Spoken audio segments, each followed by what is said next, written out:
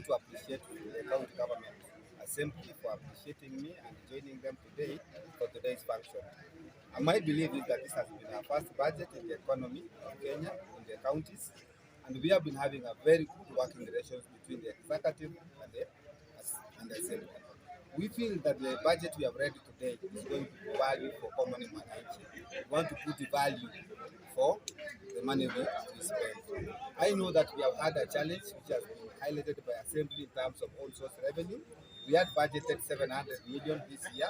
We have now dropped to 650. It's a base we want to set because continually we have been achieving 400, 450. So once we achieve that, the base, we know we can do more in that. Our health sectors, we are focused into it, our education, our ECD, and all health sectors, our agricultural sectors, and the marketing areas, they have also been focused and catered for in this budget. The Chair Budget and Appropriation Committee. Today we excited having passed the budget. This is our first budget. In common management, Governor Simbasa ran the first budget.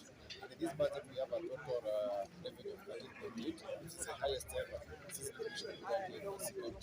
We also have we are anticipating a revenue of 650 because according to the projections, the highest we've ever hit is 404. So we have to do a credible and realistic budget. So we actually put 650 and also ensure that we put measures in place to ensure that we collect the revenue.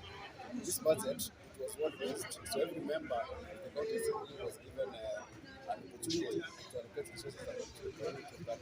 So we realized that departments have higher allocations, for example, roads and water because of the priority of both departments and other sectors in the county. We also have an inclusion of a shelter scheme, which will be done in every ward. We also have a trade credit scheme. We also want to create the CSCs, the community health promoters, so that at least we can motivate them to do their job. So that's what we have for today. I want to take this opportunity to thank the members of the County Assembly.